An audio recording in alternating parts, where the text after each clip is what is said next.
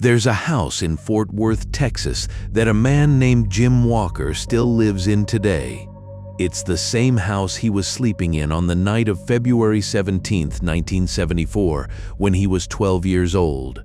And if you ask him about that night, and people have for decades now, journalists and detectives and podcast hosts and documentary crews, he doesn't start with the crime scene. He doesn't start with the parking lot, or the culvert, or the 46 years that followed. He starts with a sound. It was somewhere around 1:45 in the morning, tires screeching against pavement outside, and then a voice, his sister's boyfriend, Rodney, screaming for Jim's father, screaming that they had her, that they were going to hurt her. Jim Walker was 12 years old, lying in the dark, listening to the exact moment his family's life split into a before and an after. He didn't know it yet. He just knew there was screaming outside, and his father was already moving toward the door. We're going to spend the next 50 minutes or so inside that split, the before and the after, and the 46-year gap that sat in between them, waiting for a piece of science that hadn't been invented yet to finally catch up. This is the story of Carla Walker. It's also the story of what it actually costs a family, in real years and real mornings, to wait that long for an answer, and what it finally took to give them one. To really feel what happened to Carla Walker, you have to first sit inside the world she was living in, because it's not the world we live in now, and the difference matters more than people usually give it credit for. Fort Worth in February of 1974 was a city caught in an interesting kind of in-between. It still carried its old identity, cattle, stockyards, a downtown that closed up early and stayed that way. But it was also growing fast, pulled forward by an aerospace industry that was reshaping entire neighborhoods around it. It was a city that hadn't fully decided yet whether it was a small town or a metropolis, and in that uncertainty, it kept a lot of small-town habits.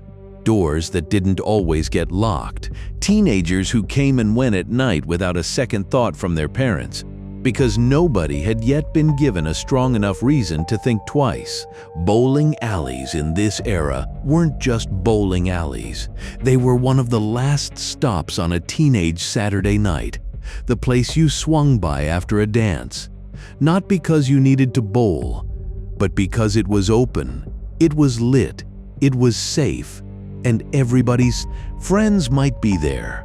Brunswick Riddle Bowl on the west side of the city was exactly that kind of place. A parking lot full of familiar cars, a building full of familiar faces, the kind of location that in 100 other versions of this same Saturday night meant absolutely nothing happened there at all. Here's the second piece of context that matters just as much as the first. In February of 1974, DNA wasn't a forensic tool. It wasn't even a forensic concept yet.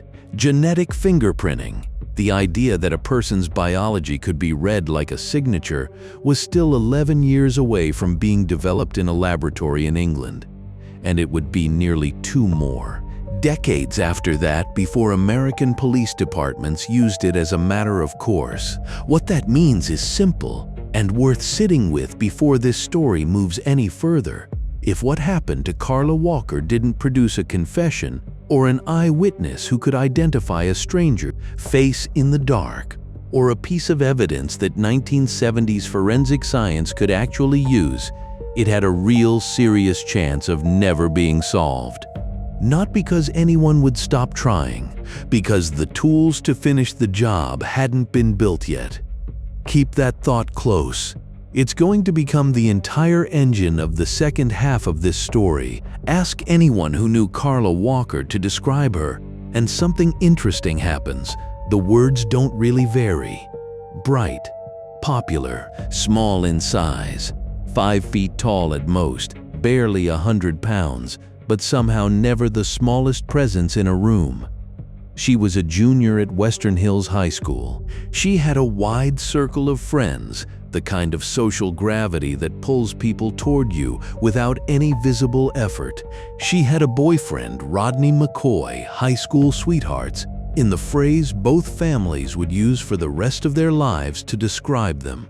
And she had a little brother, Jim, 12 years old, the kid down the hall who, like most younger siblings, watched his older sister with a kind of quiet, unspoken admiration he probably couldn't have put into words at the time, and would spend the rest of his life trying to put into words after. February 16, 1974, was a Saturday, the weekend nearest Valentine's Day, and Western Hills High School was holding its Valentine's dance. Carla went with Rodney. There were friends there, music, the particular electricity of a high school gymnasium dressed up to look like something more romantic than it usually is. By every account left behind, it was a good night, not a remarkable one. Not one anyone involved would have flagged in the moment as a night worth remembering in detail. Just a good ordinary Saturday. The kind that happens hundreds of times over in any given town, in any given year, and disappears from memory almost as soon as it ends. Except this one didn't disappear. This one became the last full night of Carla Walker's life. And the fact that nobody involved had any reason to know that yet is exactly what makes it worth slowing down for. After the dance wound down, Carla and Rodney didn't drive straight home. They made a stop that, on any other night, would have been the single most forgettable detail of the entire evening: Brunswick Riddle Bowl. So Carla could use the restroom before the drive back. Think about how small that decision is. It's not a choice. It's barely even a decision. It's the kind of stop that happens on autopilot, that nobody remembers making the next morning, that would never come up again in casual conversation for the rest of either of their lives. Rodney pulled into the lot. He stayed with the car. Carla went inside, came back out a few minutes later, and got back into the passenger seat. 5 minutes. That's roughly the entire span of time this stop was ever supposed to take. 5 minutes between an ordinary Saturday night and everything that came after it. And somewhere at the edge of that lot, in the dark beyond the reach of the building's lights, a man was already watching. What happened next took less time than it's going to take to describe it, which is its own kind of horror. The way violence compresses time, the way a single minute can hold an amount of damage that feels like it should require hours. The passenger door was torn open from the outside. A man was standing there, and he had a gun. Rodney McCoy would spend the rest of his life being asked to describe the next 60 seconds. And every version he's ever given lines up with the last one. The man pointed the pistol at him. He pulled the trigger more than once according to Rodney's account, and by some combination of malfunction and sheer chance, the gun didn't fire. Not one round left that chamber. That fact alone deserves a moment, because it's easy to let it slide past as a footnote. It isn't one. It means that in the opening seconds of this attack, Rodney McCoy came within a mechanical failure of not surviving the night either. The only reason there's a witness left alive to tell us anything about what happened in that parking lot is that a gun, for reasons nobody will ever fully know, didn't do what it was pointed there to. What came instead was the pistol itself, used as a club. Rodney was struck by his own account more than once, hard enough to split skin, hard enough that blood was running down into his eyes before he lost consciousness entirely. And in the seconds before the dark took him, Carla was already being pulled from the car. Rodney has said across every account he's given since that she was screaming, not for herself, but at the man attacking Rodney, telling him to stop hitting him. And then, as she was being dragged away, the last thing he ever heard her say was a request: "Go get her father. Go get help." He didn't get the chance. The blows continued. Rodney went under. Sit with that for a second, because it's the detail that shapes everything that follows for the next 46 years of this story. Rodney McCoy did not get to make a single choice in the worst moment of his life. He wasn't given the option to fight harder, run faster, do one thing differently. He was unconscious for the entire span of time in which everything that mattered took place, and the guilt that leaves behind doesn't behave like ordinary guilt. It doesn't respond to logic, or to the fact that he did nothing wrong, or to anyone telling him there was nothing more he could have done. It just sits there for decades with nowhere to go. That's who Rodney McCoy would become for the next 46 years. The boy who was there and couldn't stop it and had to live inside that fact every single day after, somehow bleeding, disoriented, barely conscious. Rodney got himself moving. He made it to the Walker family home. It's around 1:45 in the morning. Jim Walker, 12 years old, is asleep in his room. And then he isn't, because there's a sound outside that doesn't belong in a quiet Fort Worth neighborhood at that hour, tires. And then a voice, raw and panicked, calling out for his father, telling him they had Carla, telling him they were going to hurt her. We opened this story with that exact moment, and it's worth returning to now that you understand everything sitting underneath it. That sound, a screaming teenager standing in a driveway at 1:45 in the morning, is the last piece of information the Walker family would have about Carla for the next 3 days. Everything after that sound is uncertainty. A police report, a search, a house that doesn't sleep. Jim Walker has said in the years since that this is the moment his life split into 2 parts. Not the discovery 3 days later, not the funeral. This one, lying in bed, 12 years old, hearing his family's world end through a bedroom wall before he even fully understood what the words meant. What follows is the part of this story that's hardest to compress into narration, because for the people living through it, it wasn't narration. It was just time, moving at the worst possible speed, with absolutely nothing to fill it, except the specific dread of not knowing. Fort Worth police mobilized quickly. Search parties formed. Volunteers combed the areas around the bowling alley and beyond. And the Walker family did what every family in this position does. They waited.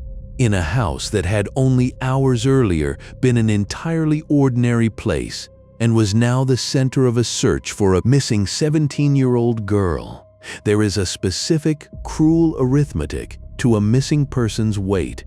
Every hour that passes without information is technically neutral. No news, in the strictest sense, isn't bad news. But it doesn't feel neutral. It feels like the walls closing in 1 degree at a time. Because the human mind, denied real information, will always generate its own. And it rarely generates anything kind. On the 3rd day, a passerby found a body in a drainage culvert off Pearl Ranch Road near Benbrook Lake, roughly 30 minutes outside the city where she'd been taken. It was Carla. The forensic findings that followed were as brutal as anything a family could be asked to absorb, and we're going to state them plainly rather than dwell in the details, because there's a difference between honoring the truth of what happened and lingering in it for effect. She had been raped. She had been beaten. She had been strangled, and based on what investigators were able to determine, she had been kept alive by her attacker for roughly 2 days before her death, which means the very worst chapter of Carla Walker's life wasn't the moment she was taken. It was the 2 days that came after, in a stretch of time no one outside of her killer would ever be able to fully account for. Fort Worth police now had a homicide investigation. What they didn't have yet was a name. Here's where this case for a moment looks like it's about to break wide open, and where you start to understand exactly how close it came, decades before anyone had the technology to actually close. At the scene of the abduction, investigators recovered a magazine for a .22 caliber Ruger pistol, apparently dropped in the struggle lying near Carla's purse. One theory that would surface later, based on Rodney's account of being struck repeatedly with the weapon, is straightforward. In the chaos of pistol whipping a struggling victim, a hand can graze a release button without meaning to, and a magazine can simply fall. Whatever the exact mechanics, that magazine became one of the most specific, most promising leads in the entire 1974 investigation, because unlike a footprint or a fiber, a gun magazine points toward something concrete, a make, a model, a specific weapon that somebody somewhere had purchased. That search led investigators to a name: Glen Samuel McCurley. McCurley owned a .22 caliber Ruger that used the same magazine type recovered from the scene. He also had a prior conviction for auto theft, which combined with the firearm match was more than enough to bring him in for formal questioning. Detectives sat him down. They asked him about the gun. He told them it had been stolen out of his truck. They asked him about Carla Walker. He said he'd never met her, and there, in an interview room in 1974, is where this case first touched the man who would eventually be convicted of it. 46 years before anyone would be able to prove it. Why didn't it end there? This is the question worth actually sitting with, rather than rushing past, because the honest answer says more about forensic science in the 1970s than it does about anyone's competence. Investigators had a matching gun type. They had a suspect with a prior record and a shaky story about a stolen weapon. What they didn't have, what nobody had anywhere in 1974, was any scientific method capable of taking biological evidence from that crime scene and definitively tying it to one specific human. DNA profiling wouldn't be developed as a forensic technique until 1985 in a laboratory in Leicester, England, almost by accident, by a geneticist named Alec Jeffreys, who was originally studying inherited disease markers and stumbled onto something with far larger implications. It wouldn't become a standard courtroom-ready tool for American law enforcement until years after that. In 1974, without a confession, without an eyewitness who could place McCurley specifically at that scene, and without any forensic method that could turn the biological evidence recovered from Carla's body and clothing into proof, prosecutors had a suspect they couldn't charge. A firearm match and a shaky alibi are suspicion. They are not on their own a case a district attorney can walk into a courtroom with and expect to win.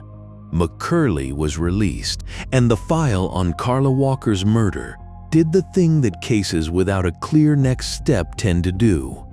It didn't close exactly, but it slowed. Fewer leads, fewer active hours logged against it. The particular quiet momentum loss that happens when an investigation runs directly into the ceiling of what the era's science can actually prove.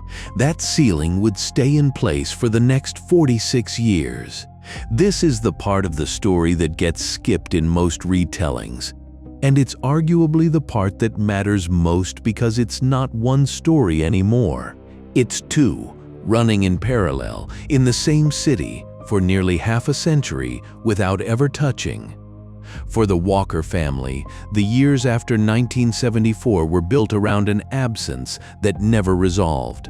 Jim Walker grew up, not past the case, but around it, the way a tree grows around an obstacle it can't move. He's described the feeling that settled into him during those years as a kind of quiet, constant anger with nowhere to land because there was no name attached to it yet. Anger needs a direction. His didn't have one for 46 years. His parents lived out the rest of their lives without ever learning who took their daughter. That's worth stating in the plainest possible terms, because it's easy to let a detail like that blur into the general sadness of the story instead of landing with its actual weight. Two people spent decades, the majority of the remainder of their lives, carrying an unanswered question that never got answered before they died. Jim Walker would eventually have to bury both of them. Still without a name, still without the thing every single one of them had wanted more than anything else. The case itself didn't vanish from Fort Worth Police Department's files. It stayed open. The kind of open that means a folder in a filing cabinet occasionally gets pulled back out, dusted off, reread by whoever's turn it is to look at it next, and then filed away again. When nothing new emerges, detectives who worked it in the 1970s and 80s would, decades later, describe still thinking about the case long after they'd retired, an itch that never fully went away. A name they never got to write down. Now shift the frame. A few miles away, in the same city, under the same sky, Glen Samuel McCurley was living an entirely different kind of life. He worked, he married, he raised children, and in one of the details that only becomes unsettling with the full context, the kind of coincidence a city the size of Fort Worth produces more often than people expect, his own children attended school alongside Jim Walker, Carla's younger brother. Whether that was pure coincidence or something closer to a man who had learned correctly that he could simply continue existing inside the same community he'd taken a life from, is a question the record can't answer with certainty. What the record can tell us is this: for 46 years, nothing outside of that one inconclusive 1974 interview ever connected Glen McCurley to Carla Walker's death. Two clocks running at completely different speeds in the same small radius of Texas. One frozen around a question that never got answered. One simply continuing year after year, as if the question had never been asked. It's worth pausing here before the science arrives to say something plainly. Cold case is a phrase that sounds procedural, clinical, something that lives inside a filing system. For the people living inside one, it isn't procedural at all. It's a specific kind of daily weight, the particular experience of going to sleep every night for over 4 decades without knowing whether the person responsible for the worst thing that ever happened to your family is dead, or has moved away, or is living 3 streets over, buying groceries at the same store you do. Rodney McCoy carried a version of that weight too, one shaped slightly differently. For years, in a small city where everyone half remembers everyone else's business, he lived with the knowledge that some portion of the community had quietly wondered about him. The boyfriend who survived, the one piece of the story that could never fully explain the gap in his own memory of what happened. He's described it simply as a cloud that never fully lifted, not because anyone formally accused him of anything, because in the absence of an actual answer, suspicion doesn't need a formal accusation. It just needs a gap and enough time to settle in and stay. That's the emotional terrain this case occupied for 46 years. Not a mystery in the entertainment sense of the word, a wound that simply never got the chance to close, because the one thing that could close it hadn't been invented yet. By the late 2010s, something had shifted that had nothing directly to do with Carla Walker, and everything to do with what would eventually solve her case. Home DNA testing had become, almost overnight by historical standards, a mainstream hobby. Millions of ordinary people were spitting into tubes and mailing them off, not out of any interest in criminal justice, but out of simple curiosity. Where did my family come from? Who are my cousins? What does my ancestry actually look like on paper? Consumer genealogy databases swelled with tens of millions of voluntarily submitted genetic profiles. Somewhere in the middle of that boom, a handful of forensic scientists and cold case investigators started asking a different kind of question. Not can we match this crime scene DNA to a known offender in a criminal database, which is what traditional forensic DNA testing had always done and which fails completely the moment your suspect has never been arrested for anything before. Instead, what if we treated crime scene DNA the exact same way these millions of ordinary people were treating their own, as a genealogical puzzle, to be solved by finding relatives rather than a fingerprint, to be matched against a single known target? That question is the entire foundation of forensic genetic genealogy. Here's how it actually works, stripped down to its real mechanics rather than the compressed television version. Investigators take a DNA sample, often degraded, often decades old, often barely usable by older standards, and instead of asking, "Does this match anyone in our existing criminal database?" they build out a full genetic profile and compare it against enormous genealogical databases, the same ones ordinary hobbyists use. That comparison doesn't usually turn up the suspect directly. It turns up relatives. A second cousin here, a third cousin there. People with no idea their DNA is being used for anything beyond their own family tree research, who nonetheless share enough genetic material with a decades-old crime scene sample to become a starting thread. From there, the work becomes almost archival. Genealogists build out full family trees from those partial matches, birth records, marriage licenses, obituaries, census data. The entire paper trail a family leaves behind across generations, until an entire network of relatives takes shape on a page. Then investigators apply the same logic any homicide detective would recognize. Who in this family tree was the right age in 1974? Who lived in or near Fort Worth? Who fits whatever physical description exists? It's slow. It's unglamorous. A single case can involve hundreds of names across 4 or 5 generations before it narrows down to a short list of real, living, identifiable people. But by 2019 and 2020, this method had already cracked cases that had been sitting cold for 30, 40, even 50 years. Cases where the DNA had been sitting in an evidence locker the entire time, simply waiting for a database and a technique that hadn't existed yet. The way Carla Walker's case actually got moving again is, in its own way, one of the stranger details in the entire story. In April of 2020, her case was featured on a cable true crime series called The DNA of Murder with Paul Holes, a show built around a real cold case investigator, a man who had spent decades of his career working unsolved homicides, including a leading role in the investigation that finally identified the man known for years only as the Golden State Killer. Holes wasn't formally assigned to Carla Walker's case. He simply reviewed it, the way he'd reviewed hundreds of cold cases before it, and something about it stuck with him enough that, shortly after the episode aired, he reached out and connected 2 Fort Worth detectives, Leah Wagner and Jeff Bennett, the investigators who had inherited this file decades after the original detectives who worked it had long since retired with the forensic laboratory he'd seen produce results on other impossible cases. That laboratory was Othram, a Texas-based facility built specifically around the hardest DNA samples in existence, the degraded, decades-old, barely there biological material that standard forensic labs had already written off as unusable.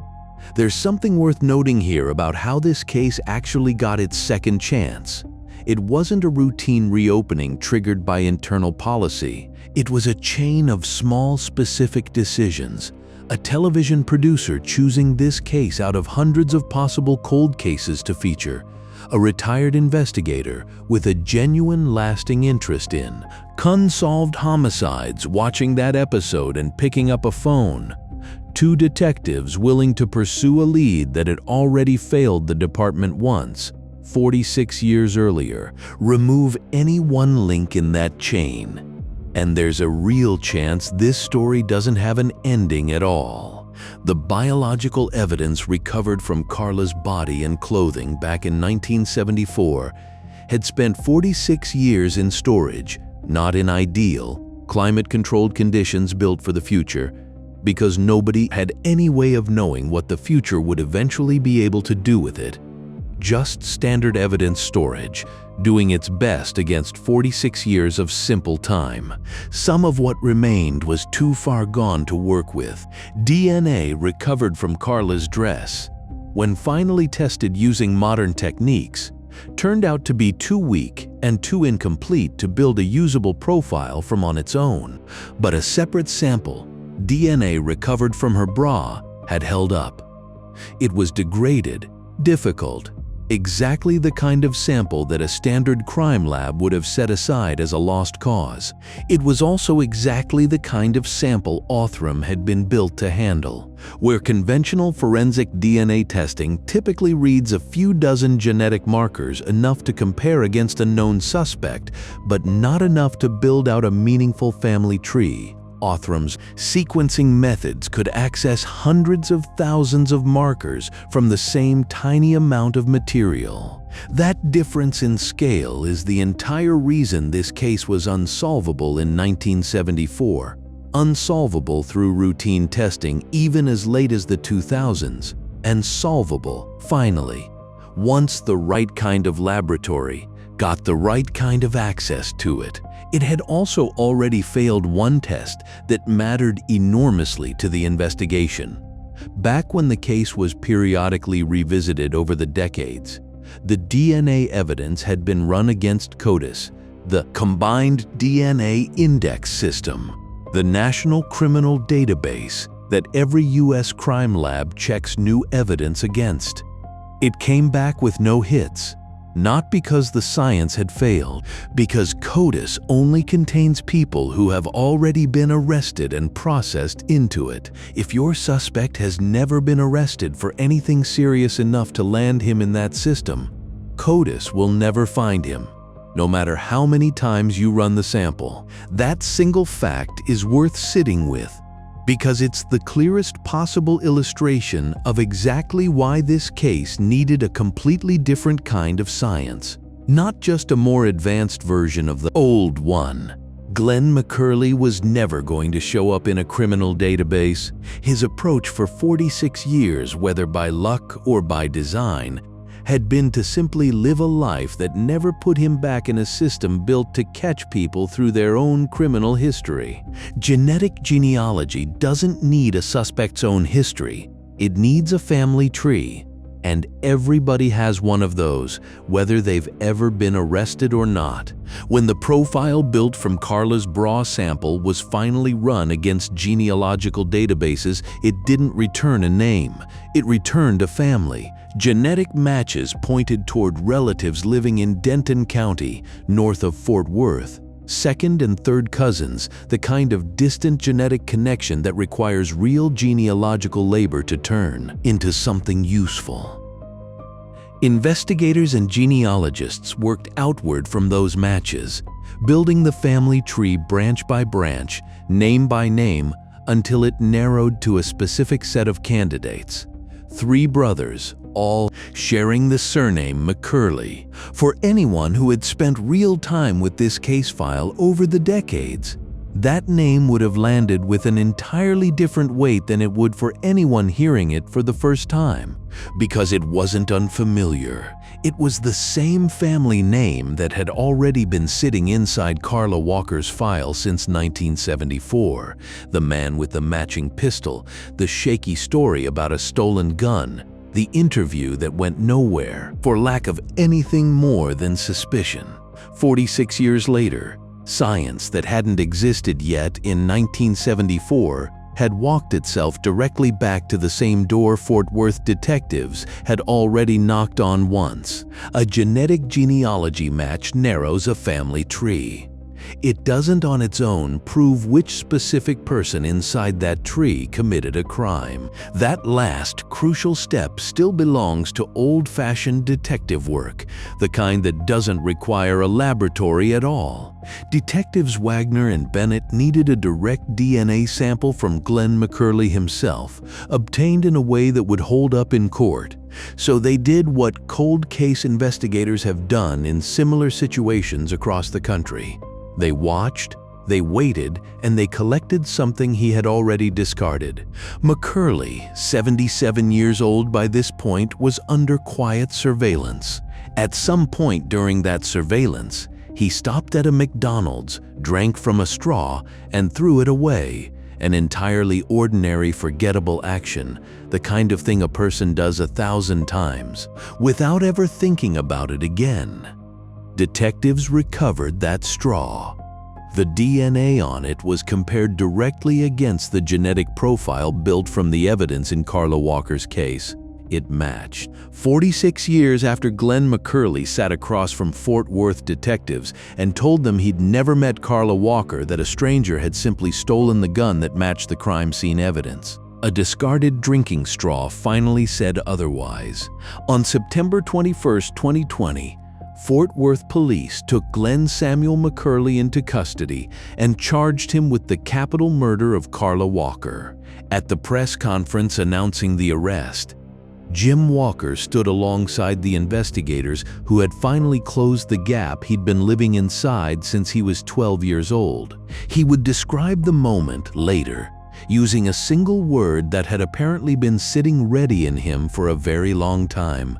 Finally. 46 years, 5 months, and 3 days after that early morning sound outside his bedroom window, Jim Walker finally had what he'd spent his entire adult life without: a name, a face.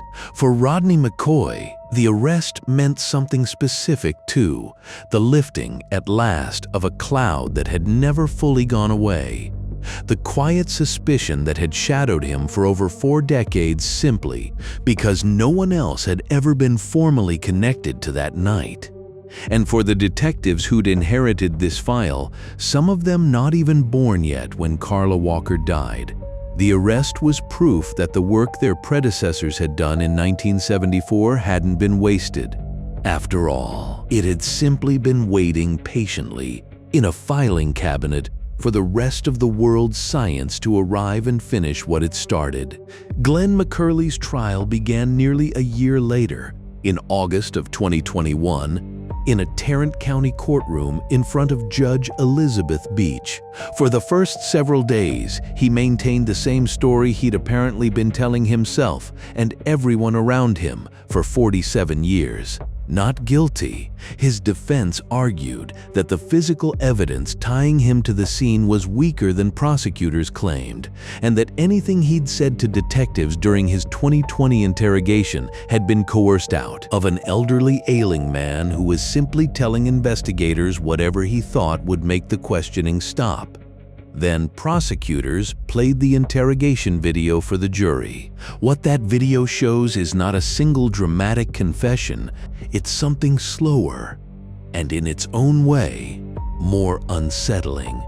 A portrait of a story collapsing in real time, one layer at a time, over the course of more than an hour. McCurley begins by denying everything. He'd never seen her, never met her, never talked to her, wouldn't recognize her if she were standing next to him. He tells detectives more than once that he isn't the kind of person capable of something like this. Detectives, calm and unhurried, keep laying out what the evidence had already proven to be true. Slowly, McCurley's account starts to bend.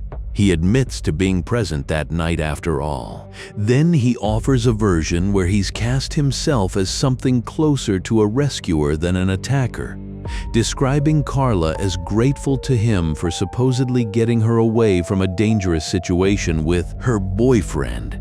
That version doesn't hold either, because it can't, because it doesn't match anything else known about that night.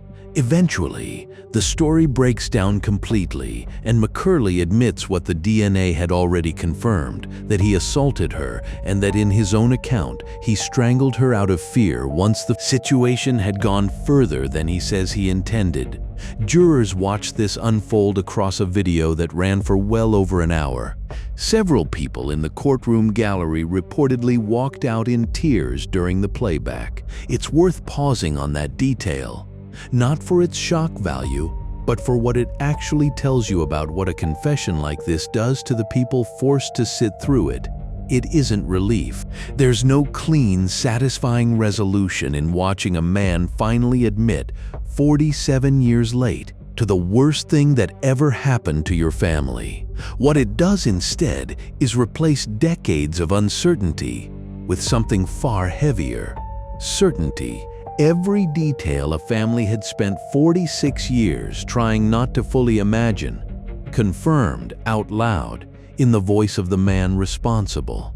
Rodney McCoy took the stand during the trial and for the first time in a courtroom setting described that night in his own words: the gun that failed to fire, the blows to his head, the sound of Carla's voice telling her attacker to stop hurting him.